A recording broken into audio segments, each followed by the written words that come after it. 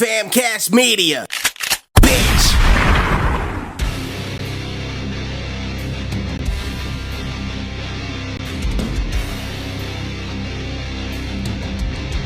Ladies and gentlemen, boys and girls, persons of all ages, welcome to the most exclusive group in the wrestling community.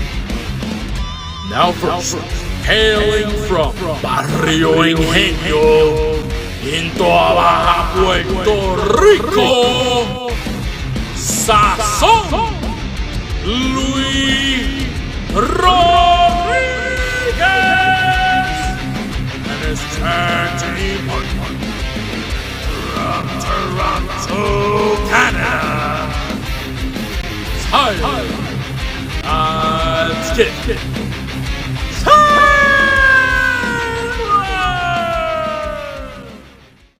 We got the countdown now. I love it. Penis gets so final. Wow. Pretty sure that made air. Oh, maybe. Who knows? I always edit out the beginning anyway. So I guess it's one of those. I do like that you were singing the final countdown, though, because that's Brian's Ring of Honor theme. That's a pretty cool theme. Yeah. Uh-huh. But, since we're going to go right into that, I guess we should just jump right in. So, guys, welcome to Must Love Wrestling. Sorry about that beginning there. We were just kind of giving our little laughter to each other. We're just kind of lightening the mood because this episode's going to be pretty hot, we think. So we want to jump right into it. And, guys, so this week, not to upset a lot of yous, but Vince McMahon had some rewrites, apparently 30 minutes of what he rewrote on Monday Night Raw, and it looks like all of it went over real well. One of the rewrites being Finn Balor and his character change. So, Tyler, what did you think of Finn's change this week? I mean, I thought it was awesome. I thought it was... I mean, as much as I would have loved to have seen the Open Challenge, which I think was supposed to be Johnny Gargano. They confirmed it was supposed to be Tommaso Ciampa. Oh, Ciampa? Okay. That would have been awesome as well. Yes, sir. As much as I would have loved to have seen that, I just think, like, this, just adds heat to a feud that already had a lot. And, like, obviously, Rollins seemed like he'd gotten the upper hand the past couple of weeks, so it was time for Finn to get something. Mm-hmm. So... And everyone's freaking out because Vince did it or whatever. And, like, I think people are overanalyzing, like, what that means. It's not like he showed up and, like, slapped Triple H in the face and said, here, I'm doing this. Yeah. He probably was like, hey, Paul, what about if we did this? Balor's not looking so hot going into the pay-per-view. Why don't we get a little heat on him? Yeah. I mean, I agree with you. Like, everything... Whenever Vince's name is brought up, and for good reason based on, what he's accused of, but it's not so, I don't feel like it's solely that. I think people just think because he's involved that he's, like, taken over. Yeah, I agree. And we're going to honestly, yeah, that's the first thing everybody thinks of is like, oh, we're going back to the way it was. And no, we're not, guys. I mean, look at the champions right now. I mean, Roman right now he's at the tops of his game, and they obviously want Seth. And the reason Seth is the first champ is so when he loses the title at SummerSlam, which is being reported everywhere, that the cash-in will be successful because they want to make this title a big deal. It matters more because it's on Seth Rollins, and he's an established character. But the problem is, as Tyler just stated, Finn hasn't looked great. Whether it's the lack of his promo ability or whether it's the crowd just getting bored with his what he was saying, which stinks because what he said, I feel like any other time goes over and makes him an immediate babyface. Like right away, I feel like that's a double turn promo. But yeah, he needed this week. This worked. I mean, he gave him 3 coup de grace. He beat the crap out of him. He came out, he cut a promo. And then the one flaw, the one issue is I would not have even brought up the crowd singing because they immediately did it to him again. And then it hurt Rhea Ripley because then they were doing it to Rhea. Yeah, see, and again, I think them singing didn't bother him this week, so I don't really think it did last week. I honestly think that was supposed to go down the way it did. Mm-hmm. Really? Because, yeah, I do. I think it was a couple of weeks of Seth getting, because I think they probably would have heated him up this week regardless. I think the finish of that match is probably a run-in from Finn regardless. Mm-hmm. But just maybe he didn't look strong enough in Vince's mind with what they had planned, so he, changed it. Well, if I could just say what Seth Rollins said real quick, if I could just interrupt you quickly. Seth Rollins was asked about the singing and whether he thinks it's bad, and he actually made a very good point. He said this week that if the crowd is bored with what you're saying, they're going to sing, just like they do with the what chant. So, that's what's going to happen, and they're trying to fluster his opponent because the crowd is firmly behind him, which is what they did. They flustered him. It worked. I just don't agree that he was flustered. You're literally the only person who didn't say anything about it. I sent you a video last week of something of negative comments about Finn Balor. I tagged you in a couple things, lots of but I don't Monday Night Raw. I don't think it's booked for Mark on Twitter. I think it's being booked for the overall audience. I think we're sometimes too worried about what we see on Twitter or TikTok. But it wasn't just like me or you or John Smith. It was like Meltzer and the Brian Alvarez or whatever. For them. I don't know. I sometimes I feel like I don't think you could be objective when it comes to Finn Balor. I don't think you know how poorly those people are regarded in that company. I know, but I think it's one of those things where you feel what you feel about Finn Balor, and it's hard for you to just look at it objectively. Listen to Bruce Pritchard talk about Dave Meltzer, and you won't think that they're concerned at all about what... I think Dave Meltzer's the whole reason behind this AEW and CM Punk thing, but we'll talk about that on the second half of the show. I don't think he's a smart man. I think he's butt hurt. He gets his feelings hurt. The problem is that he is reporting things, and it does gain traction. And Finn doesn't look great, and he hasn't looked great in a long time. He has his moles. Yes, but sure. I think that I don't know. To me, I've been saying this to you. I feel like for months, where I just don't feel like Finn is a natural heel. I know in Japan, it's very cut and dry. You're a bad guy, you get booed. You're a babyface, you get cheered.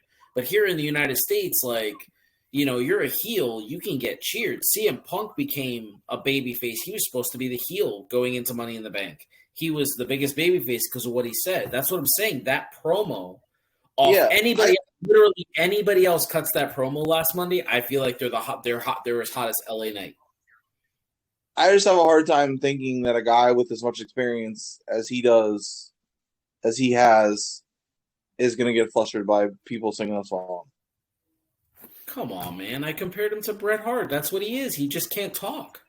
He can't talk as a babyface or a heel. He just doesn't have it in him. Oh, he cut a pretty good promo on Monday. No, he didn't. What? Okay. You thought that was a good promo? That was meat and potatoes. So you're happy with 10 years experience, and you're happy with somebody going out there cutting a rookie promo, something that a JD McDonough could cut. Well, JD McDonough won't have this problem because that guy's a phenomenal talker. But somebody else just coming in like a youngster, just being like, "Oh, this is my first promo." That's a promo. The promo he cut on Monday night, Braun Breaker cut a better promo than him later on in the show. Okay. It came over as super hot. The whole Twitter, everybody was raving about this match. Everybody wanted to talk about it. Finn Balor has not been the two most popular segments coming, or one segment, one non-segment coming out of Monday Night Raw was Braun Breaker's promo and the fact that Gargano wasn't there. That's all you saw anywhere. Okay, I've seen plenty of people talking about the start of the show, but I don't. You mean like the beatdown? Yeah. Yeah, I mean, I don't know. It came off good. I just started our show talking about it. It was great. He needed it. Yeah, he's a physical wrestler. He's physical. But when you put a microphone in his hand, he can ruin stuff. It's like the opposite of Bray Wyatt. Like, Bray can build you, draw you in, get you excited. Oh my God, I'm so pumped. I'm nervous. I'm having a panic attack. And then you watch the match and it's just like, am I watching my father-in-law teach me how to edge around the corner in a bedroom? Like, I don't understand. This is like watching someone teach me painting. It's boring. It's awful. I'm really glad you clarified that was a painting reference because I was confused. Most people scared. People that work with their hands would know what edging is in a room. It's okay. Well, these babies don't get dirty, so. Well, UPS is not a clean facility. I have people for that. Remember, I am God's gift. No, I got it. I'm just saying, like, I don't know. I feel like Finn Balor he's an exceptional babyface. I do think Triple H is going to book him the right way. And we talked about it last week. The character he ran in NXT, that character works. But the reason those promos worked, which I went back and I wanted to watch some of his promos, is because that's such a small crowd. But he can't command like a huge crowd. At Full Sail, it was a lot bigger crowd than it is now. I don't understand what's going on now. It honestly looks like it's a studio. Okay. I don't understand. There's 300 people there. Yeah. Well, I don't know. But yeah, I guess I just feel like what happened with Finn this week, just his promos. I feel like what we saw in the beginning of the show, what we saw last night on NXT, that's exactly the way you run a character like him. He's perfect for that. Let him get his heat in. Let him do his stuff. Let him get angry. Let him give you like a mean face. Just yell into the microphone like he did Monday night. That works for him. But I stand by what I said last week. That promo cut by almost anybody else. I feel like we're still talking about it. Because go back and listen to the promo. Listen to what he says.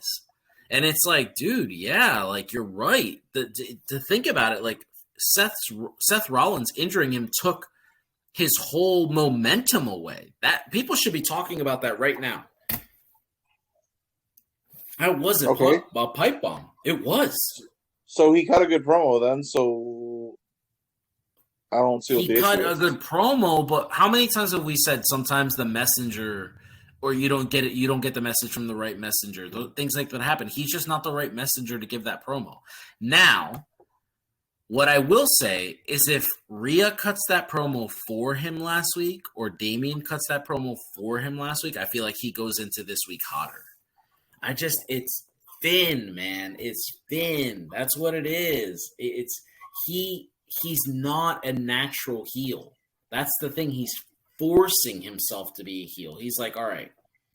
Because, look, okay, here's the perfect example. Finn Balor is the guy we talked about, and we talked about last week how he's the guy who taught me as a wrestling fan, when you become a heel, take everything the fans love away from them, right? Last week, or this week before the show, he puts a tweet out there, a photo of him at a bus stop saying, next stop Cleveland. Then he's tweeting, all of these, photos of him and the togetherness t-shirts, and it's like, see, this guy's just such a good guy. Everything you say to me when you meet him, when he comes to your establishment, he's such a good guy. It's one of those things,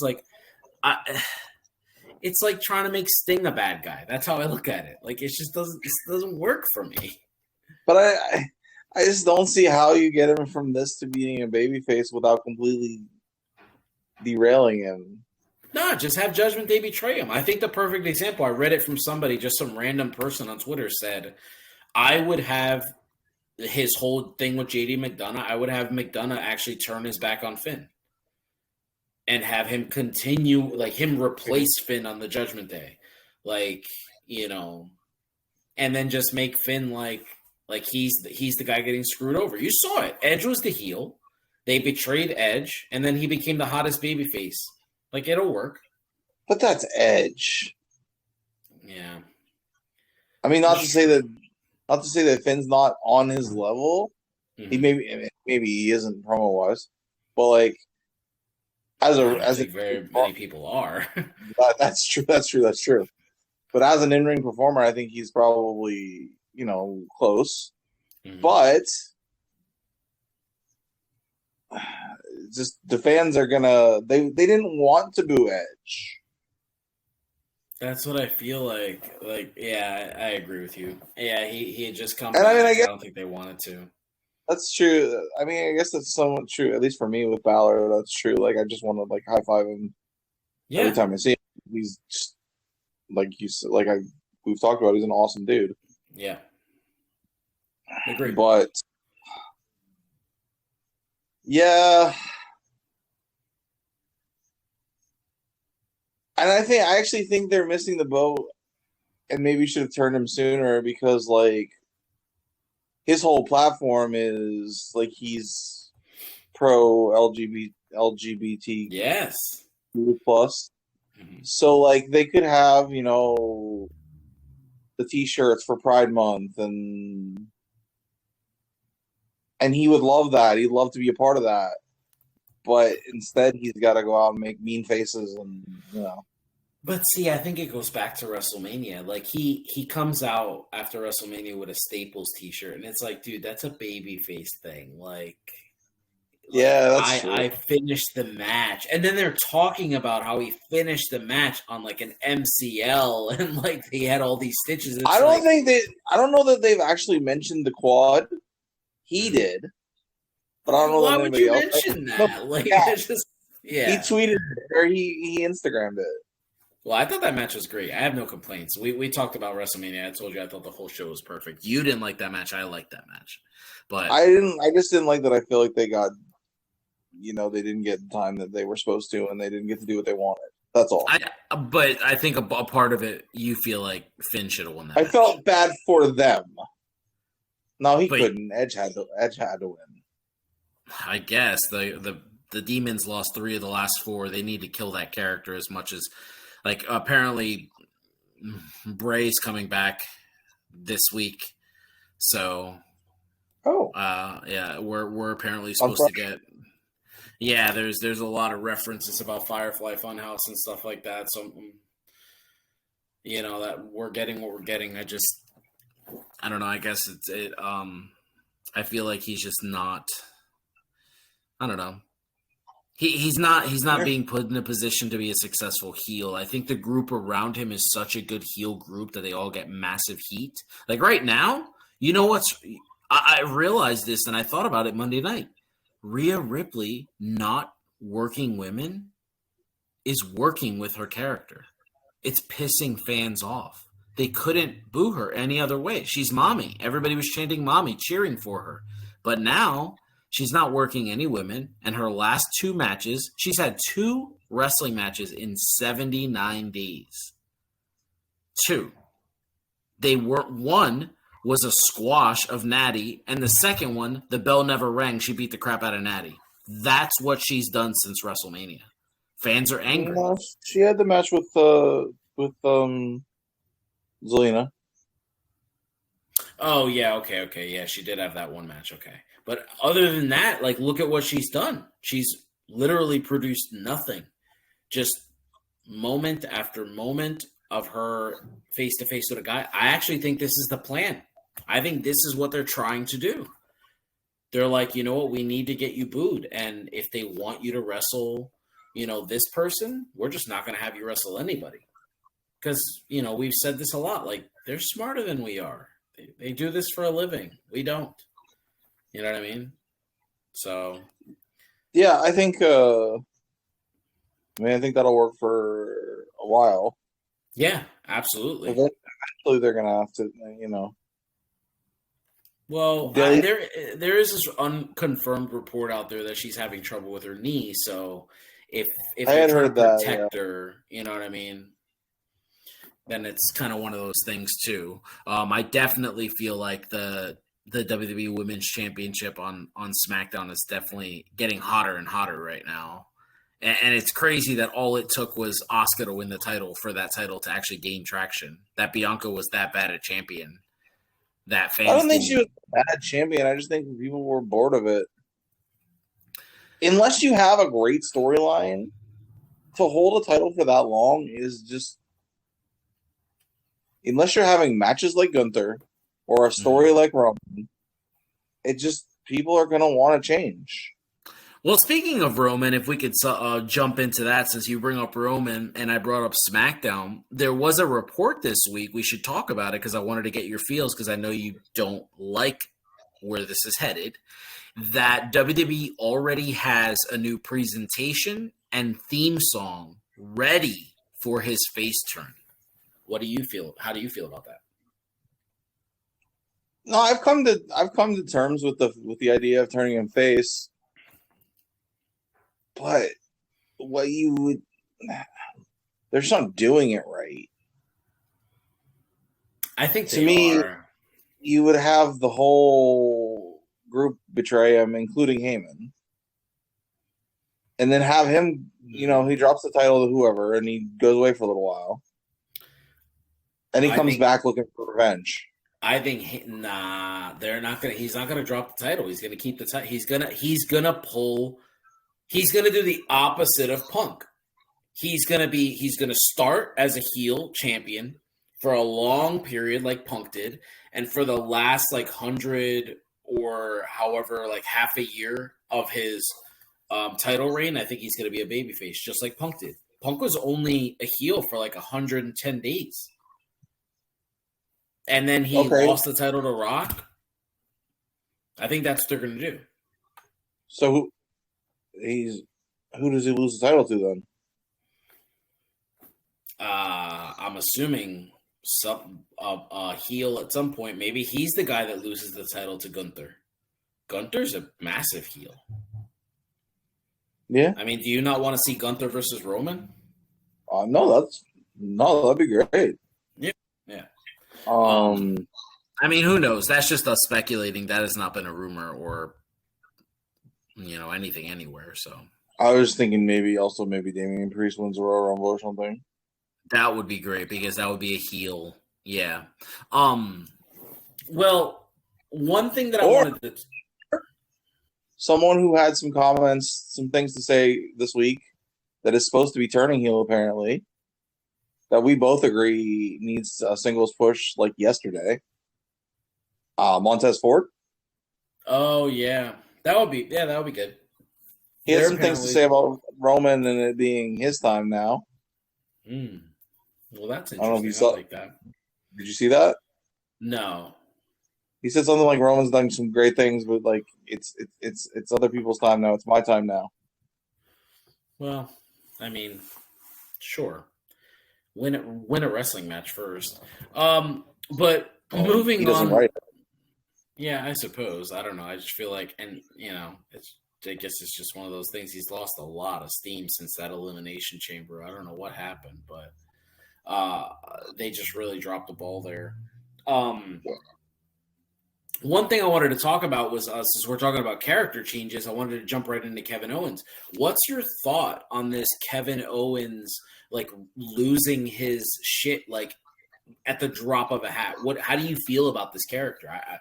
We honestly haven't even talked off air about this, so I want to know what your feeling is on it.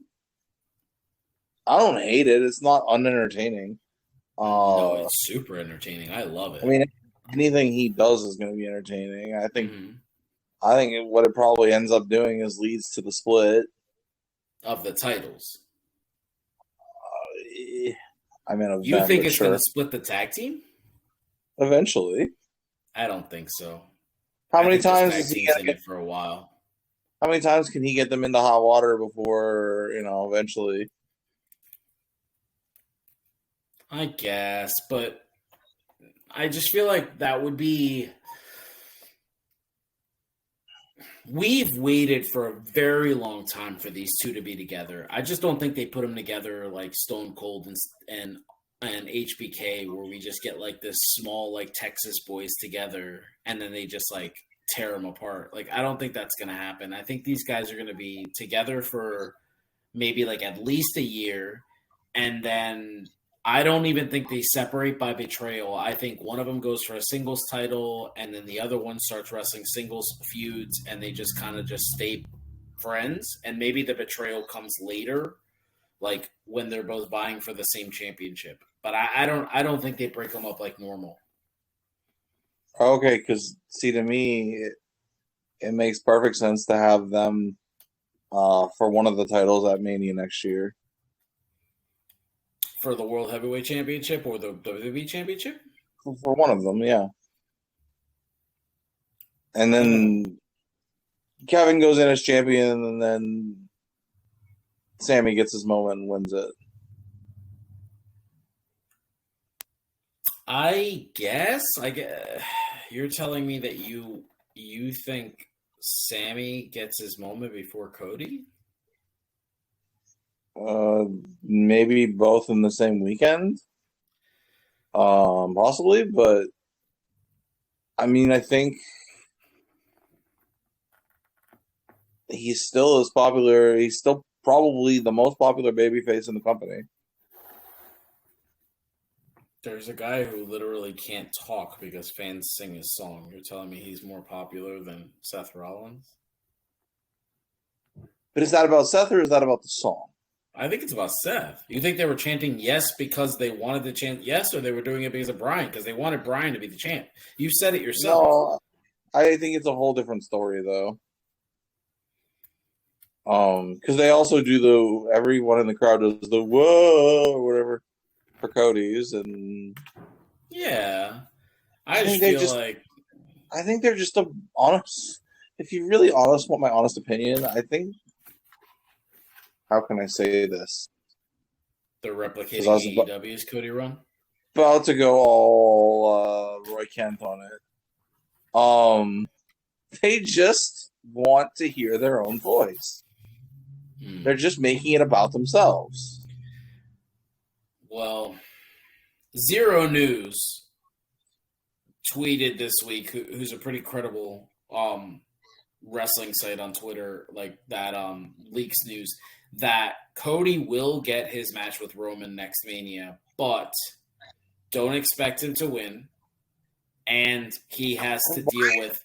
He can do it then. Because it's Dusty. That's what it is. It's Dusty dealing with, like, they're just doing it this way. Like, it's going to take him years to finally win the title. The problem is they think people have this, like, patience. They don't. If Cody goes into Mania next year and loses, he will be booed the next night on Raw. Fans will be like, give us somebody else. Exactly. I don't need to see that 3 or 4 years in a row. Like, we've already had that. It wasn't consecutively, but we've already had the same WrestleMania main event multiple times. Yep. I think we all can agree, well, most of us can agree that we were sick of it. Well, they've been trying to do that since HBK Brett. Remember, they wanted to do back-to-back years, same main event. And they didn't get it to happen. We had 2 Rock Austins. Like, they started it. They had 2 Rock Austins. We had 3 Roman versus Brock, 2 Shawn versus Taker. You can say whatever you want that one of them didn't close the show. It was the main event regardless. It was the best match on the card. They love doing this. They want WrestleMania to be the same matches. It's weird. I don't know where they get the shit from. Why on earth did they? Well, we had 2 Triple H. Didn't we have 2 Triple H and Cena WrestleMania main events? No, just Chicago. The one where he taps Triple H? It was supposed to be back-to-back, and then Triple H got hurt. Oh. And Shawn took his place. Oh, well, thank God for that. I mean, not for Triple H getting hurt. That's awful. But, that we got Shawn, because both of those matches are great. I don't care what people say. That WrestleMania match is good, too. I don't know why. Like, the match next night is better, but it's because they just worked. They were able to work out kinks.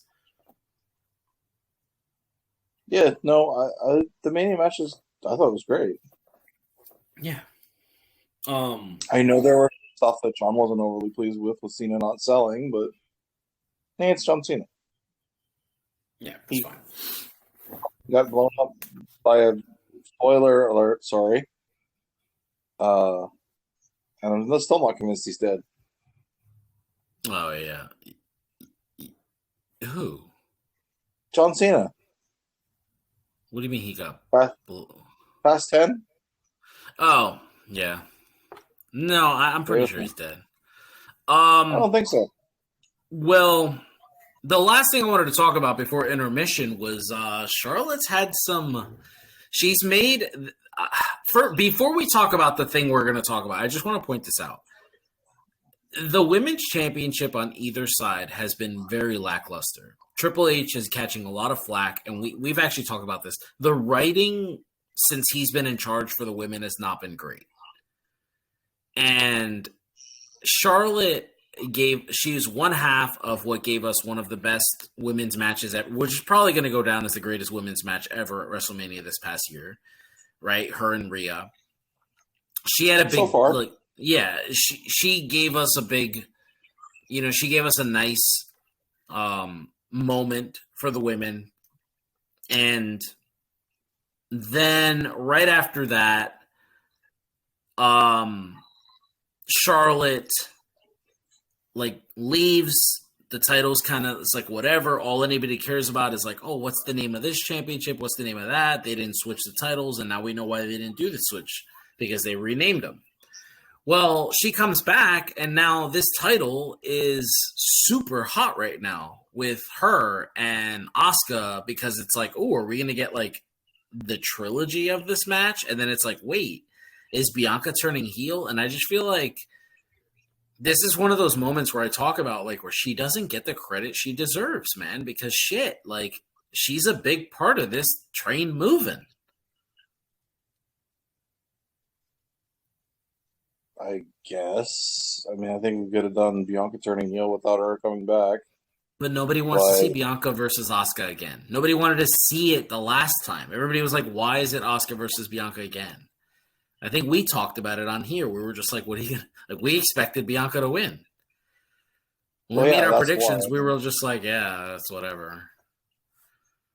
So, and I have a genuine shocked video on TikTok when I was watching it, and I was like, oh my God, Asuka's the world champ. I was so pumped. I completely forgot that she cheated to win. I was like, that's great. Whatever. I don't care. Exactly. If she beats Asuka again, mm-hmm. I don't think she's going to beat her again. I think Bianca is going to cause this to be a no contest. And it's going to add to the triple threat match. Let Asuka have a little run. Oh, yeah. I don't think she's going to drop the title. I think the plan is for it to be Bianca feuding with Charlotte, and then Asuka's going to lose the title to Io. So, well, that's great, because that like you said, you constantly talk about with what Ronda said, that gives the women a story outside of the title picture.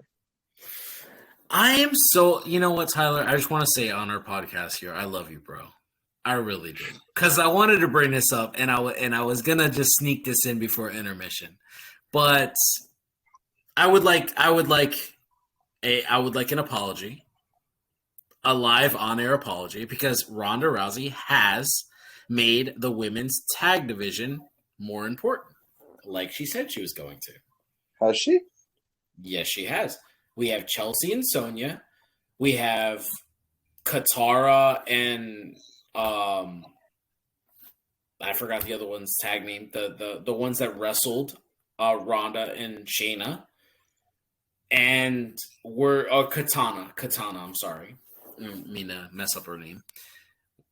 The women's tag titles mean something now. We have Isla Dawn and Alba Fire. We're starting, that's 4 solid tag teams, and now we're starting to move in the right direction where people are vying for this.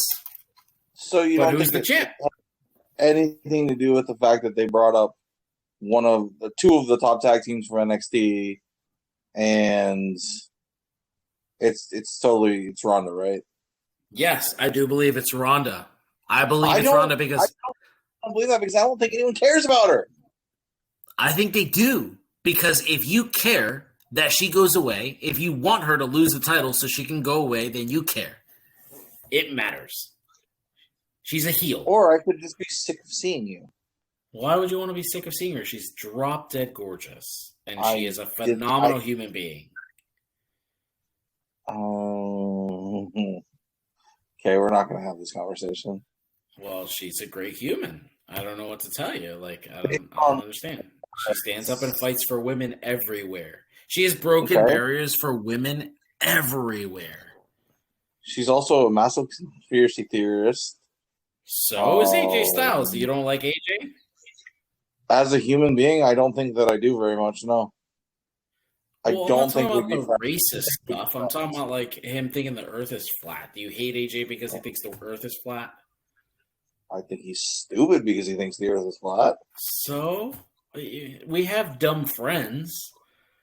People are dumb. I don't have any friends that think the Earth is flat. If I do, please tell me so I can. We have a mutual friend who his whole shtick is to piss people off. That's his favorite thing to do. We have a mutual friend that does that on purpose. He will comment on Facebook posts. He will comment on Twitter stuff. He will comment on political sites, anything to get a rise out of people. Do you hate that person? Got to be John that you're talking about. Yes. Do you think No, it's just funny because I know him. He doesn't mean half of what he says. Okay, but that's my point. Like, Rhonda's a video gamer. She works on a farm. She's a family person. She took in 2 kids with her husband, and now they like call her mommy. Like, she has this beautiful child. She took on her husband. Like, that's commendable, absolutely. Yeah, and even Amanda Nunes said it like in her retirement speech. Like, I don't even make it this far if Ronda doesn't get here. Like, you know what I mean? Like, Amanda Nunes is the GOAT. She doesn't have to give anybody credit. She's right. Certainly opened doors for women in both MMA and, well, I don't know if she has in pro wrestling yet. She's fought for them. I don't know doors. No, women in pro wrestling have been opening doors. Like, there's always somebody in the generation that does something special. It's whether it's Sable, Trish, AJ, Paige. It just keeps going. There's always another woman that gets all the credit. Yeah, she's just not. She's not willing to stand there and be silent, which is commendable. Yeah, and I think it's pointed. I forgot who said this, but somebody actually said it's like, because this isn't her life. Like, Rhonda could leave this and she could do something else and be equally as successful, but she's doing this and she's standing up, and it's because she's a fan. And honestly, and I know that this is going to sound really stupid, and I guess this is going to sound like a conspiracy theorist since you bring it up. I really think Rhonda's doing this all for Shayna Baszler. I don't even think Rhonda cares if she ever wins a title, if she ever wins a match. I think she's trying to get her friend over. That's how much I think she loves her friend.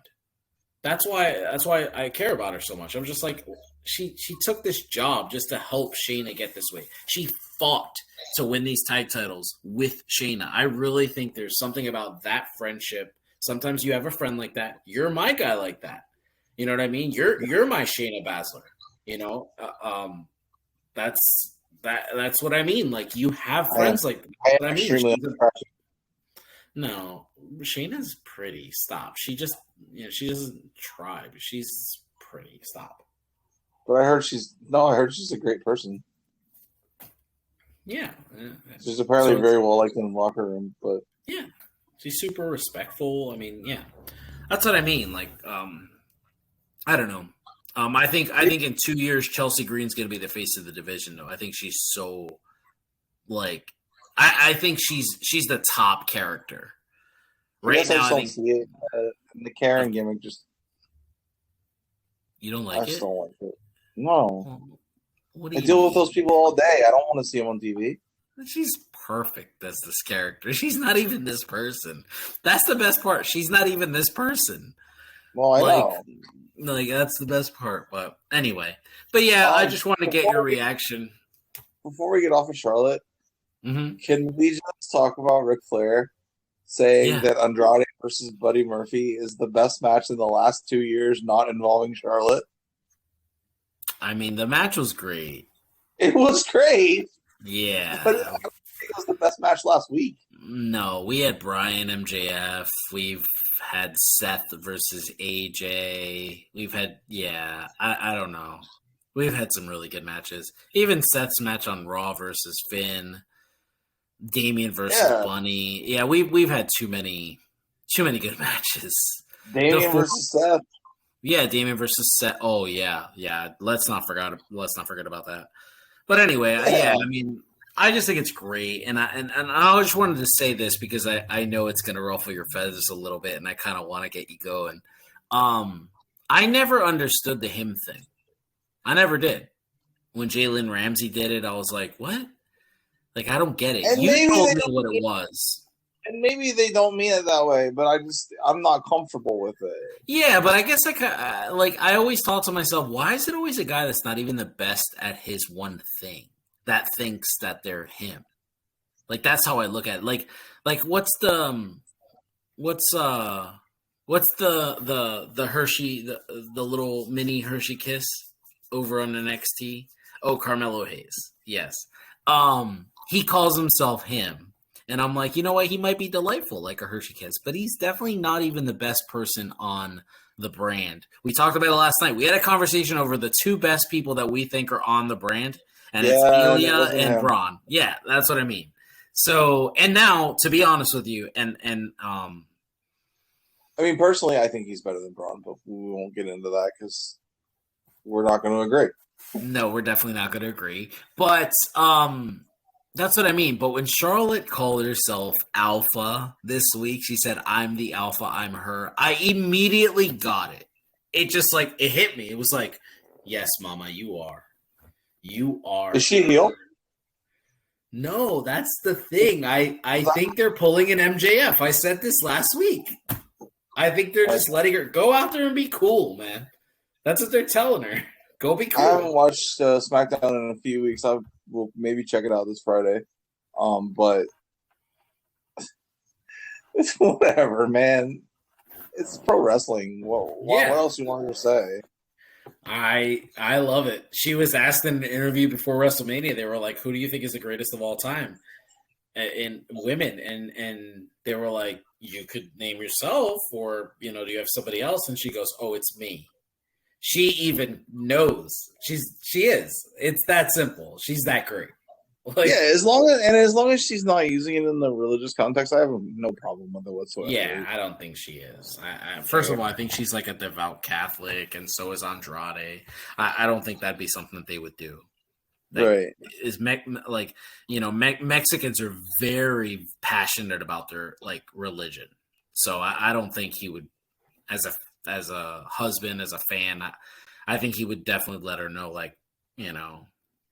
I'm not comfortable with this. And I'm sure he would support her regardless, but But on that note, why don't we jump over to intermission? We got some pretty fun stuff for you guys. I might make Tyler cry in a little bit here, but so Tyler, we're on this podcast every week. Yeah, well, who knows? I mean, you made me choke up during the Puerto Rico one, so it happens. But so this day in wrestling history, in 1981, which was 42 years ago, Dusty Rhodes beats Harley Race for the NWA World Title, an American dream realized today. Rhodes won the title in Atlanta, and his 88-day reign was the longest of his 3 world title reigns. He did lose the title in September to Ric Flair. But this... That's so sad. Yeah, Dusty beating Harley Race was a big deal because obviously we weren't born when this happened. But I remember watching reruns, watching tapes with my dad. And I remember, I've told you, I've mentioned on this podcast, my dad was weird with bodybuilding physiques. He was always, whether it was Tino Martinez playing first base for the Yankees, or it was The Rock's thighs, or Lex Luger, they call him the total package. My dad, when he said it, he almost drooled. He'd be like, the total package. He'd be doing his arm thing, just everything. I just think it was pretty cool that like I always thought to myself, oh, my dad only likes the guys that are like look like Zeus or like Hercules, and then to know how much my dad loved Dusty was just like, well, Right. Dusty's not. He doesn't look like everybody loved Dusty, and it's just great to see. You know what I mean? It's just, I had similar experience with my stepdad last week. So he hates Dom so much. Oh yeah, that's great. And I was like, "You're such a mark," and his name is Mark, so he thought. And I had to explain what a mark was. Oh, okay. And he's like, "Well, how am I that if my favorite is Priest?" And I was like, "I didn't know that was his favorite." I was like, because he's always been like Austin, Undertaker, those guys. He always hated Triple H. Like when he was facing like Rock or Stone Cold or whatever. I hated Triple H too. Oh, I think we can disagree. My thoughts on your taste in wrestlers are. We like the same wrestlers. What do you mean? I'm not a Rock fan. You're not a Balor fan. I'm a Balor fan. You're mad at me because I refuse to just close my eyes and root for him like a mark. Exactly. Like I'm calling out his like what he's. No, I'm a mark when it comes to Brian. Like I'm a mark when it comes to Sting. You're a mark when it comes to Dean Ambrose running around stabbing people with forks. I love Dean Ambrose. I've been a fan of Dean forever, since I watched him in Little Trunks wrestle on the house show before SmackDown. Like, before he was a part of the Shield. I'm a fan. I have his book on audio. I have his book, like, the physical copy. Love Dean. Love Jon Moxley. It's great. Just stop stabbing people with forks. He could, start stabbing people with cheese graters. Oh, God, please no. What? Who knows? They have this cool pasta fork that helps you make the perfect like pasta thing. It's like a tall. I don't tell him that. Yeah, he's impaled in somebody's head. And he married one of my favorite people in the history of pro wrestling too. So like, who? That's pretty cool. Renee. Oh, Renee okay. I love her. She's one of my podcasts that I started listening to over Jericho's, just because I love her so much. I didn't catch the first half. Well, and she also pretty much does almost all wrestling. Yeah, pretty much, yeah. Whereas he's got a lot of other stuff.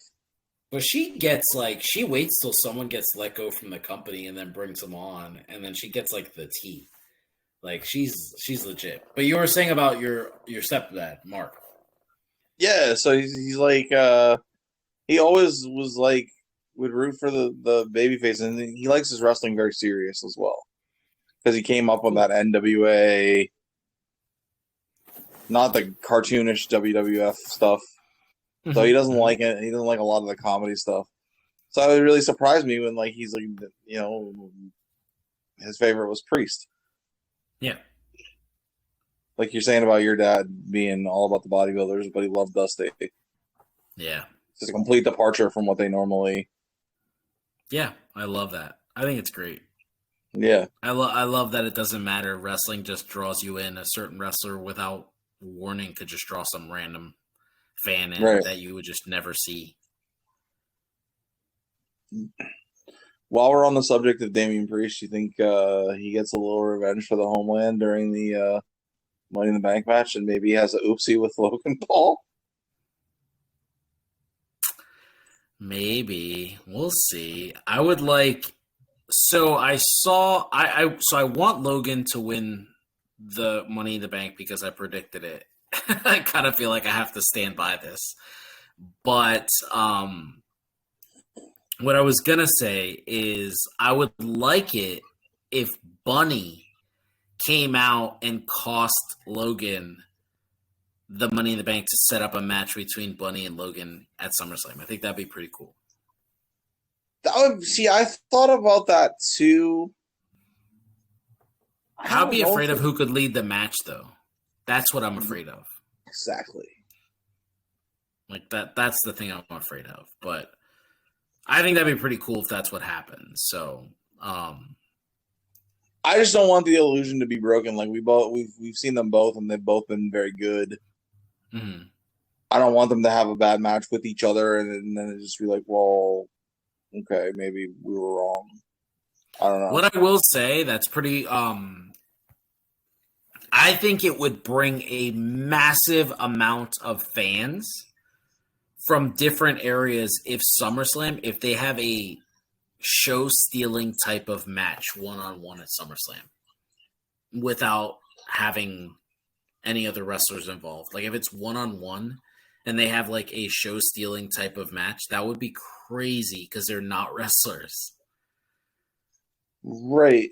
I wonder if you could work it so that like someone is in each of their corners to like maybe help them somehow. Yeah. Yeah, I think that would be pretty cool. Anyway, I think it'd be pretty cool if HBK was in Logan's corner and Triple H was in Bunny's, because it seems like that's where the allegiance is, or however it worked. Well, I just think they had him. In my life, I'd root for Triple H. Did you hear? Have you listened to HBK on Logan's podcast? No. So he went to train him. HBK went to train Logan, and he comes in, and HBK's like, "You're a lot bigger than I thought." He's like, "Yeah, but I'm still a pussy." And Sean was like, "Yeah, me too." Maybe. Anyway, it was just funny. Do you have a match of the week? I do. Match of the week. I actually tweeted about this from our account a couple weeks ago. It was maybe a month ago now. It was Shawn Michaels versus Mankind from Raw in August of '97. I think it's Shawn's first match as a heel. Oh, okay. When he made the turn and DX happened.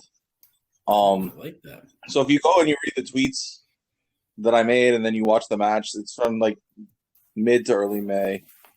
And then you watch the match and you can just see all the subtle differences in the way Shawn works as a heel.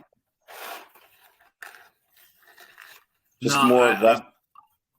I'll definitely have to look up that match. I don't remember it at all. So it's August 11th of '97. Okay. It's also on the My Journey DVD. I think it's the first match on disc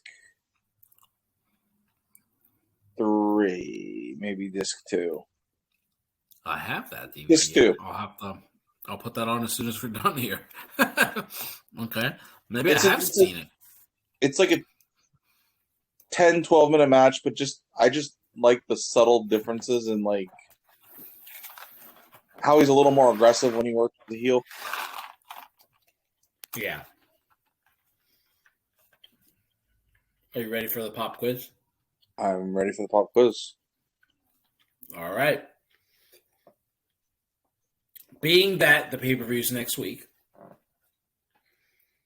at which WrestleMania was the first Money in the Bank? Okay.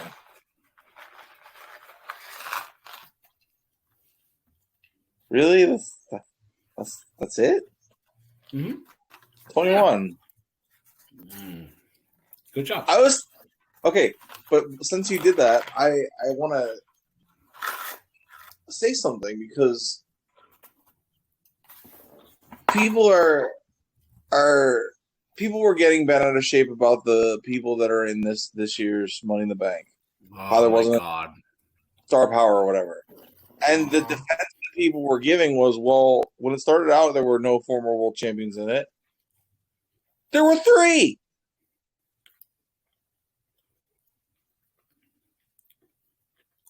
Jericho, Kane. Mm-hmm. Think you can figure out the other one? Yep. There were 3 in the first year before. Huh? He won the title at the Mania the year before. Yeah. So there were 3 in the first one. Yeah. Ric Flair was in the second one, for God's sakes. Mm-hmm. Well, I think that the original winner was supposed to be an underutilized talent, somebody who was the next big star, or we're hoping is the next big star. That's why it's Edge, Punk, RVD, Swagger, Sandow. Edge didn't want to do it, by the way. He didn't want to do that match. Probably didn't want to be in a ladder match again. Exactly. And Jericho was like, "Shut up, you idiot! You're gonna win." Yeah. Yeah, I definitely was rooting for the guy that won the year before, though, because that's what I. Yeah, I probably was too. Yep. But when Edge won, I was really happy. I'd say I've always been a big Edge fan, so I don't know. I do remember that Mania. I didn't get to see it live because the Hooters in Carlisle, they were literally lined up down the sidewalk. It was a great Mania. It's one of the best WrestleManias. Yep. I bought the VHS tape like a few months later when it came out, and that a mutual friend that we were discussing earlier actually came over and watched it. It was the first time we hung out in like 3 years. Yeah. Well. So, do you have a wrestling quote? I do, and it's actually from CM Punk's promo last week, but it's too good not to repeat. Okay. David Zaslav calls me One Bill Phil, and that's because in this industry, I am the only genuine article in this industry full of counterfeit bucks. I love that. So if we can apparently it was met with good humor. Yeah, the Bucks apparently they put it on their Twitter profile, and they were really, they were okay with it. So I wanted to, since we're just going to jump right into it, I wanted to talk about this whole CM Punk and AEW thing because I just, all right. So I'm going to read you. Going to get heated here. I don't think so because I think we both agree about this. So I'm going to read you 2 different tweets. One of them is a tweet and then one's an answer. Here's the Dave Meltzer tweet. This is from Dave Meltzer. There's a lot of divisiveness in AEW. It's worse than it has been. It hasn't gotten better, but right now it's pretty bad. It's the promo, CM Punk's promo. Well, that promo and the ESPN story. Yeah. And then it was answered by another credible source. Bucks put the counterfeit Bucks line in their bio. Punk gets the line approved by AEW management. Vibe backstage at Collision was great. Big week ahead. Fightful confirms. Bucks telling people they're okay. Omega posts show promos hinting Omega's joke on and also Omega's joke on Behind the Elite. So, wait. My comment here is I don't understand that last part. Omega's joke Behind the Elite. What's that mean? They have a YouTube show called Behind the Elite. He made a joke about being the elite. I'm sorry, being the elite. So my comment here is, and I've said this. I said this on my TikTok video about CM Punk and how it's not his fault. This is Tony Khan's fault, and it's the people that he doesn't have with him backstage. I believe Dave Meltzer is working for AEW in some way, shape, or form. Whether he's being paid to 5-star match them, even when they don't have a 5-star match, whether he's being paid to talk about them more than WWE, because it could be something like that, where he doesn't have to say good or bad, just please talk about us more, right? He has had tons of negative things to say about CM Punk, and I don't understand. What did Punk say about Meltzer? Do you know why he hates Punk so much? Well, he did have that whole Instagram story thing. Mm-hmm. But that was after the fact. Meltzer was already bashing him. What I think you don't realize is and I'm sure I think you probably do realize it actually, is that Dave Meltzer and the Young Bucks are very close. Yeah. So anyone who goes against them, he's not an objective journalist. He's gonna protect his sources, protect the people who give him information, and so that's why he hates Punk, because of the drama with the Young Bucks. Not only that,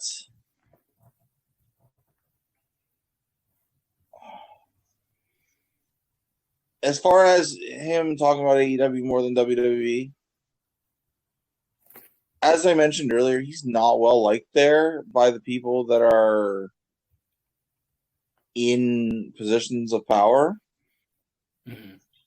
So he probably wants AEW to succeed more.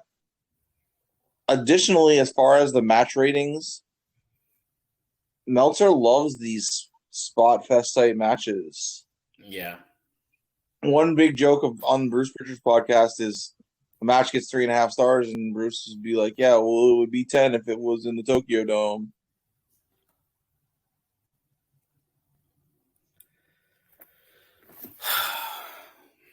So that's just Meltzer. But I don't know why anyone's giving him any credibility at this point. He's just clearly very slanted. He's just like the regular media.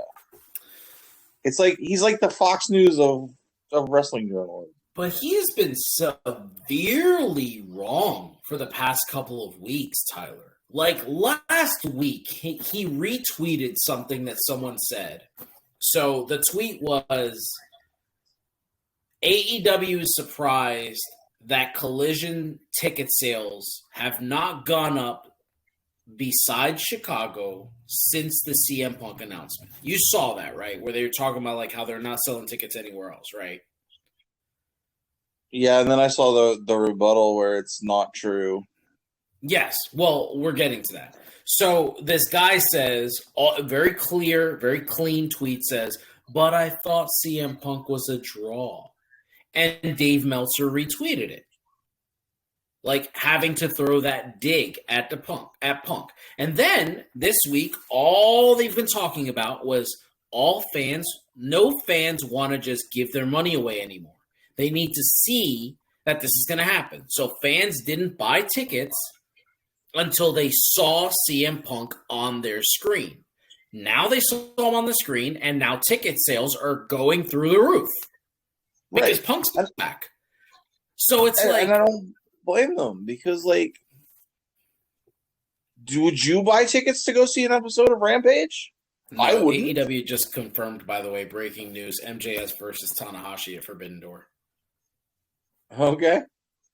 So, and apparently Adam Cole has something to do with it, but we'll see. The Owen Hart Classic has been announced. Dustin Rhodes versus Power Hobbs, Juice Robinson versus Ricky Starks, Samoa Joe versus Roderick Strong, CM Punk versus Saito Hashijima for the women, Britt Baker versus Ruby, Anna versus Sky, Athena versus Billy, Nyla versus Willow. Brian's not in it?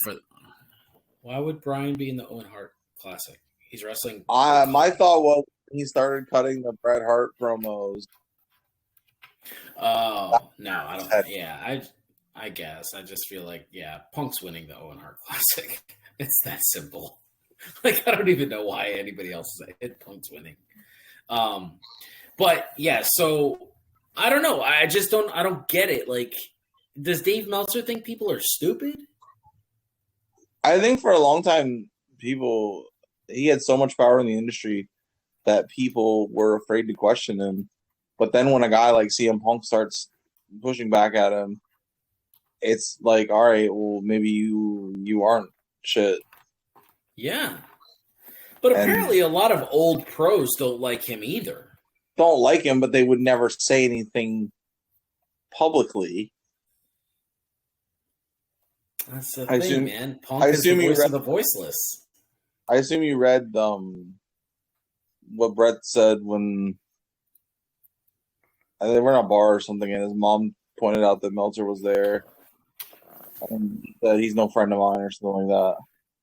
Yeah, you brought it up on the podcast before, the Brett and Meltzer thing. Yeah. Yeah, Brett didn't even acknowledge him until he needed somebody to get the story out about the screw job. Well, since you brought up Brett twice, I'd like to talk about something quick, and then we can jump back to AEW. Okay, because I'm not actually done on Punk, but if you want to go there and then come back. Yeah. So Seth Rollins was interviewed this week about Bret Hart. I read. Oh, so I wanted to talk about it for our fans because you're such a hater, like a hater beyond haters. So let's talk about it. So Punk apparently was heartbroken about how Seth was heartbroken about the fact that Bret Hart called him unsafe because he looks up to Bret and he means so much to him in professional wrestling and in his personal life. And he saw Bret at the Hall of Fame. And he approached him and told him that he legitimately hurt his feelings, which is really like, listen, we're two guys having a conversation, but we're two guys. I've been through therapy. Like I'm in therapy. I don't know if Tyler is. Like I can admit when something hurts my feelings. But that's what I mean. It's really hard, especially in that industry, for people to admit something like that, especially to a guy like Bret, who was brought up in a different era. But Bret apparently took it with a grain of salt, and he apologized right away. And they've been friends ever since, and he still means as much to him. And I just thought that was really interesting because Bret is always talked about as this like grumpy old man, but to me it was like he was confronted, he took ownership, he apologized, and now they're friends again. And I just thought like maybe we as like a fan base, wrestling fan base, could just like back up. Like we don't know if Bret was confronted by Goldberg. We don't know if Goldberg like says, dude, like I get what you're doing, but like this hurts me, like in my heart. You know, it hasn't stopped him. Well, I don't think Goldberg has done it. You know what I mean? I mean, Goldberg tried to fight Matt Riddle. He was trying to get his ass kicked by Matt Riddle. So it's just, I don't know, because he said on Jericho's podcast, like, if I ever wanted to actually hurt anyone, it would have been you. But I never did I? Yeah. So, but Jericho I also back though. Yeah, I know. I do take it with a grain of salt when Bret says like I never ever hurt anyone. Come on, everyone has. Accidents happen. No you never reports. Nobody's come out and said anything. Well, no. Why would they? So okay, so do you watch the Wing, like the Wing interviews where the guy sits down across from like the celebrities and eats the wings with them, the hot wings? No. All right, so there's this really cool guy. He just has this interview where he just sits across people and they eat like 6 wings together. And there's like mild all the way through like burn your face off hot. And he was asked recently if, oh my God, Shibata is wrestling Zack Sabre Jr. right now. I know. Okay. So sorry, I just got really distracted. So he was asked recently, like, oh, is it fake? Like, are these celebrities acting? And he said, we've had over 200 guests on, and we don't make them sign an NDA. So if one celebrity wanted to come out and say, they're fake, like we do it for just a show, they could. And that's kind of how I feel about Bret. Like, after all the bitterness that Bret has given to the world about professional wrestling, there's got to be somebody that would come out and say, motherfucker, you're not the safest person. But they haven't. It's 2023. Nobody said anything.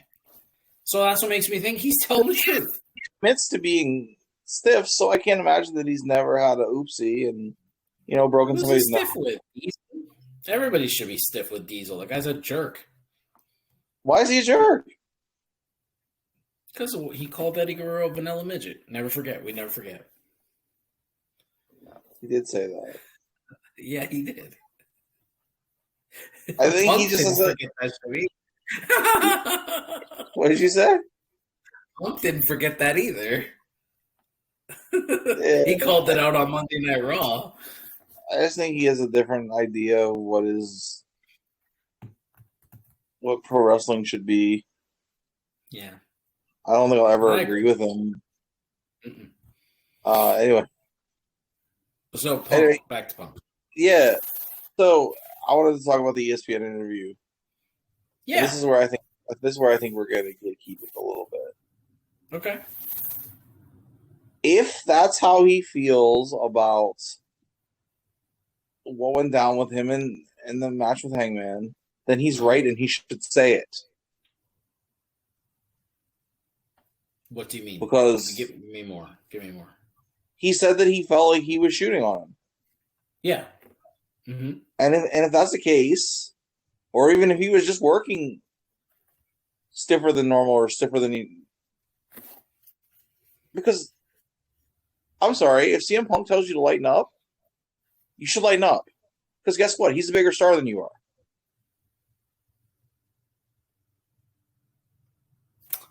You trying just to like if because you know how much I love Adam. That's why. That's what you're doing right now. You're trying to get me to go against Punk because it's Adam Page. All right, I get what you're doing. Just like if Shawn Michaels tells you should lighten up, then you should lighten up. And if you don't, then you're going to deal with consequences. That's different. Shawn Michaels and Vader were on the same level at the time. Vader was a fucking legend. They were not. Shawn Michaels was the biggest. Vader was a Triple Crown champion before Shawn Michaels was. And in WWF, that means what? Absolutely nothing. Then why do they bring it up? If it means nothing, why do they talk about it? Why do they talk about AJ? All right. You got it. Yeah, and AJ Styles is one of the only wrestlers who's come in that has had their past accomplishments matter at all.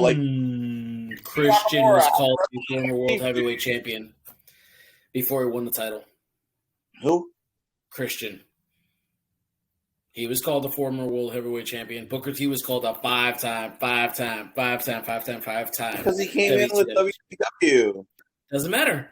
They've all been considered world champions. They've all talked about it. They called PJ Polacco, who's just incredible. They called him a former world champion. He was an ECW champion. Because they were trying to lend credibility to the alliance. Come on, man. Vader was brought in super hot. Vader broke Yokozuna's leg on Monday Night Raw. Do you remember that? I do remember that. Okay, they would not have given that stuff to him. Okay. HBK was a crybaby, and he was toxic. It's pretty obvious who the bigger star was and who had the most pull, right? Because what happened? He wasn't the biggest star in the company at the time. He was. No, he wasn't. The biggest star in the company was Brett, and it was clearly. All right. So I've made this comment about professional wrestling. I've made this comment about football, and I'm going to make it on here. I've never made it on our podcast. Tom Brady will go down in history as the shortest, greatest of all time we've ever had in a sport. That's what Shawn Michaels did. And he's the GOAT. I'm taking it away from him. But in terms of how popular he was in wrestling, he was the shortest amount of time where he was the top guy. We need that needs to be pointed out. That's fantastic. But at that moment, he was the top guy. And when the top guy says something, you either do it or you deal with the consequences. But we've talked about this on many occasions. See, this is like the Finn Balor thing. You just can't. Yeah, can't. I'm right, because what happened? He dealt with the consequences. That is ridiculous. He told them to lighten up. No other wrestler in Vader's history has ever told him to lighten up. That you know of. Well, nobody's talked about it. It's 2023. That I know of will then tell me. Show me the proof. They could be dead for all you know at this point. Okay, but I'm sure that they had shit to say. People have talked about, there's been stories about Vader's gear. But everyone that talks about Vader says he's a teddy bear, including one of your favorites, Mick Foley. As a human being, yes, he could be a teddy bear, but also a bully. But once you put him in his place, he was generally a teddy bear. Okay. Cornette said, so Shawn put him in his place then. You would think that would be enough. But apparently it didn't work. Well, yeah, he was a little dick. He probably deserved it. I'm not disputing that. Okay. I'm disputing that. It's just like when, say you work with your boss's best friend. Yeah. Right? and he's like the assistant manager or whatever. When that person says something, you should probably do it. No, that's not no. Bosses don't like kiss asses. I don't know what companies you've been working for. That is not always We work true. for the same company. It doesn't mean we have the same. And I'm not referring to my current. I'm not referring to my current boss. Okay. But obviously, but I'm just talking about the company as a whole. And that company, I know for myself, if I'm loading a truck and my boss, let's say John Smith, because it's the most generic name ever, comes over to me and says, you got to move a little faster. And I'm like, I need to take a water break here because my shirt is sweating so bad that I have to bring a second shirt. You need to calm down. He'll say, oh, I'm sorry. Yep, don't dehydrate. Go change your shirt. Take a drink. Some bosses like to be stood up to. Well, I understand that, and I've had several of them that are good with that. But I'm not referring to, in general, our bosses, our job specifically. I wouldn't do that. Mm-hmm. I'm just saying the boss has a favorite, and when the boss is favorite, they're gonna get their way. You know what I mean? Yes, of course. So that's why, why I come back to this, because the same thing. If Punk believes that he was being shot on, he's right, and he should say it. I don't care who it pisses off. But I don't think. So I don't know what happened at the match. I don't know. I watched the match. I didn't. Yeah, I don't think that they mesh well together in the ring. I just think he busted him in the mouth probably by accident, and yeah, he didn't appreciate it. But I did like this tweet that somebody sent out where it was Punk wanted to bash the Young Bucks in the ESPN article. He wanted to say stuff about Bucks, but he couldn't. He went at Hangman because Hangman didn't sign any of this stuff, and he's like, I don't care. And that's just like, because he's that dude. Because Hangman's like, you want to... Because he wouldn't respond. So Meltzer said it, actually. Yeah. So, yeah, that's what I mean. Like, all right. And the other thing is, if you're a guy like CM Punk, and you feel like he had been a big proponent for workers' rights and everything, yeah, and someone said something like that to you, and you know it's not true, it's going to piss you off. Yeah. Because I don't believe, I mean, Tony Khan said it's not true. I don't think he had Colt Cabana, taken off TV. He wasn't doing much to begin with. Yeah, I don't believe any of that's true. I think that was... And he's in Ring of Honor now, and he's doing fine. Yeah. I mean, he was never great. He was always like... I don't know how to say it. I think he's a good guy and a good performer, but nothing special. Yeah. Agreed. Had a really interesting podcast. Not even just the one with Punk, but in general. Oh, I only listened to that one. I've never been a fan. Really, really good one with Edge. Oh, okay. Yeah, I guess I've never... I used to download them and listen to them while I mowed the lawn. Oh. I did not do that. I don't know. I guess I just kind of feel like it's one of those Punk said what he... Punk said what he wanted to say, but he didn't completely... I don't know. He didn't completely bash anybody. That article was so G-rated. There was nothing bad about it. I'm reading it. I'm just like, what? Or I didn't read the actual article, but I you know what I mean? I'm reading what came out of it. I'm just like, what are people freaking out about? It was Meltzer. And it was that guy. What's that other guy's name? From the Wrestling Hotline. No, there's another guy. Where they were just AEW is doing damage control because of this article, and I was thinking what? There's nothing in here. I mean, it is a pretty big accusation to say that somebody was shooting on you. But beyond that, I guess. And we all know that Hangman doesn't care. No, he doesn't. He's chill. He's a chill dude.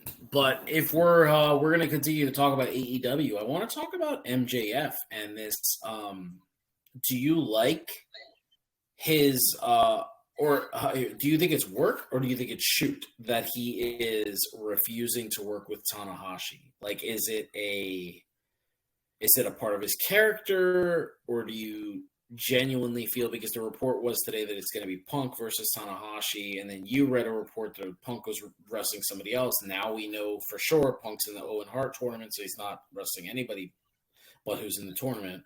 So yeah, he's wrestling the other Japanese guy that you mentioned. Oh, okay. Well, so it's like obviously, and then we see now that like MJF and Adam Cole have something to do with Tanahashi here. So like clearly they're making him do it. But like, what do you think about this character trait? If you're just trying not to spoil me, you can say whatever happened because I'll still. No, I don't know. It's on mute. It's on mute. Okay. That's how. Okay. Yeah, it was. That's on mute. No. Like if Punk's on TV, I'm going to want to hear it. Yeah. Well, yeah, but the podcast. So this is our last topic. So is it? Yeah, we're done, man. We've been wrapping up pretty good. Yeah, past couple podcasts, hour and a half. We're doing great. We're starting to really. That's what I'm saying. We're starting to really gate it in. Okay. What do I think? I think it's Max being Max, and it's a work, and obviously at this point, if it's now happening and it's been on the show or whatever, yeah. It's just Max being Max, and yeah, I agree with you. More power to him. He said something about Tanahashi in the scrum from the last pay-per-view. Yeah. I mean, I agree with him. I think he's boring, and I'd rather see him against somebody else. But whatever. Well, he's not a Tanahashi guy. Well, if I could just bring up one more thing before we go here. You watched the Adam Cole MJF match then, right? I have not. You did not watch the match? Are you fucking kidding me right now?